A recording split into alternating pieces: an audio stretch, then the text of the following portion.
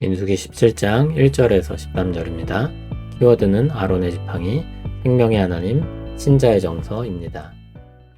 여호와께서 모세에게 말씀하여 이르시되 너는 이스라엘 자손에게 말하여 그들 중에서 각 조상의 가문을 따라 지팡이 하나씩을 취하되 곧 그들의 조상의 가문대로 그 모든 지휘관에게서 지팡이 12를 취하고 그 사람들의 이름을 각각 그 지팡이에 쓰되 레위의 지팡이에는 아론의 이름을 쓰라. 이는 그들의 조상의 가문의 각 수령이 지팡이 하나씩 있어야 할 것임이니라. 그 지팡이를 회막 안에서 내가 너희와 만나는 곳인 증거궤 앞에 두라. 내가 택한 자의 지팡이에는 싹이 나리니 이것으로 이스라엘 자손이 너희에게 대하여 원망하는 말을 내 앞에서 그치게 하리라.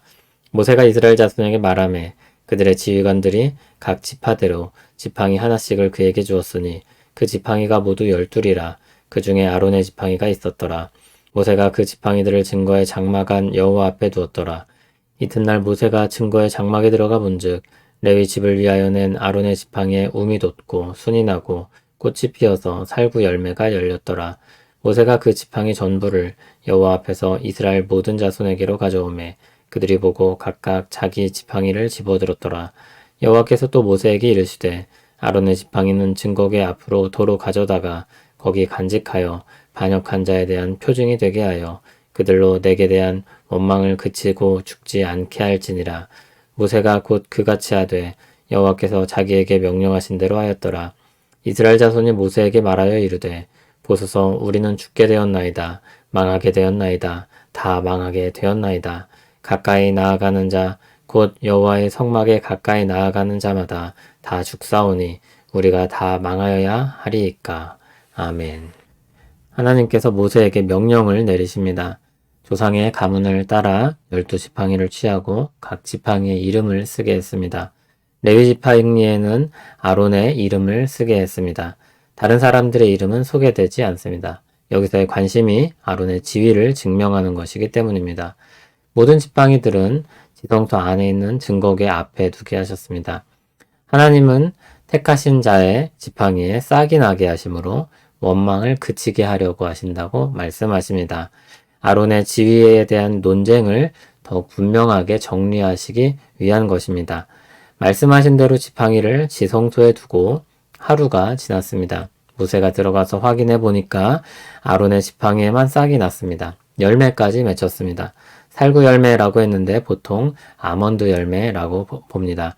지팡이로 만들기 위해 다듬어져서 이미 죽었던 나무에 싹이 나고 열매를 맺게 하셨습니다. 특별한 방법으로 고라당을 심판하셨듯이 특별한 방법으로 아론을 하나님이 택하셨음을 드러내신 것입니다. 하나님은 아론의 지팡이를 간직하게 하여 반역한 자의 표징이 되게 하셨다고 말씀합니다. 이 표징이 어떤 의미를 가지고 있습니까? 10절을 보면 하나님에 대한 원망을 그치고 죽지 않게 하기 위함이라고 했습니다. 하나님께서 아론을 제사장으로 세우신 일과 고라당이 잘못하여 죽게 된 일을 기억하게 하셔서 또다시 잘못을 저지르지 않도록 하신 상징물이었습니다. 그러나 백성들은 큰 두려움을 느꼈습니다.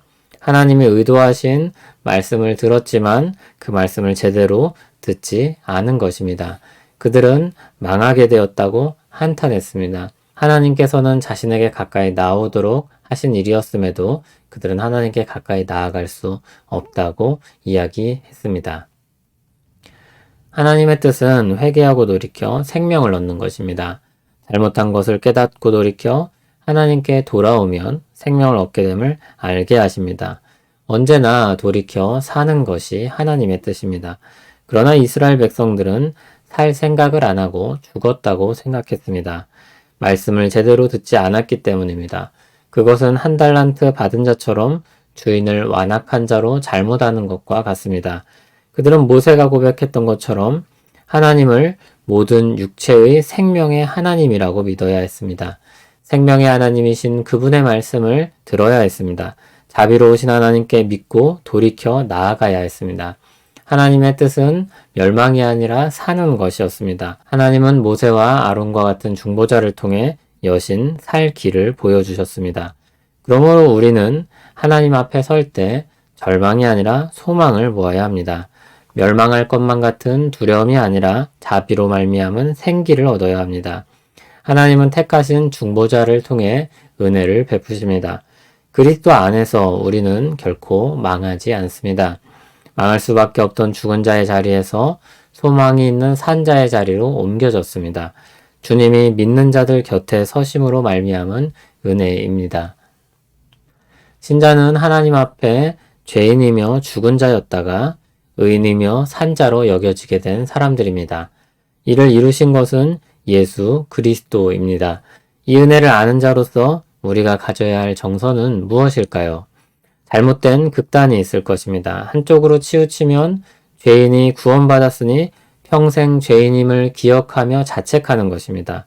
그러나 이것은 그리스도의 은혜를 무색하게 하는 것입니다. 다른 한쪽으로 치우치면 의인이 되었으니 무엇 하든 어찌됐든 다 괜찮다는 것입니다. 그러나 이건 역시 그리스도의 은혜를 잊고 사는 것입니다. 신자가 취해야 할 정서는 기본적으로 죄인에서 의인으로 부르신 은혜에 대한 감사일 것입니다. 그리고 다음과 같은 것들을 말할 수 있을 것입니다. 오직 은혜로 부르셔서 베푸신 구원을 기억하고 겸손하고 충성하는 것입니다. 죄에 대해 간과하지 않고 거룩을 향한 열심을 버리지 않는 것입니다. 하나님의 자녀로 부르신 것을 생각하며 평안과 기쁨을 누릴 수 있습니다. 그리스도로 말미암은 은혜로 주신 것을 하나님의 자녀로서 기뻐하는 것입니다. 여러분이 자녀를 기쁘게 하기 위해 선물을 준다면 자녀가 어떻게 반응할 때 여러분도 기뻐하겠습니까?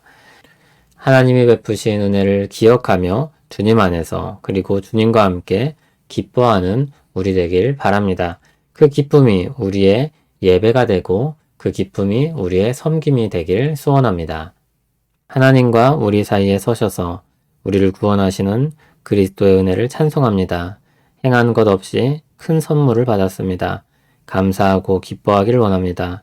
주님으로 인한 구원의 은혜를 풍성히 누리고 그 기쁨이 흘러넘치길 원합니다. 예배하는 기쁨과 섬기는 기쁨이 있게 하옵소서. 예수님 이름으로 기도합니다. 아멘.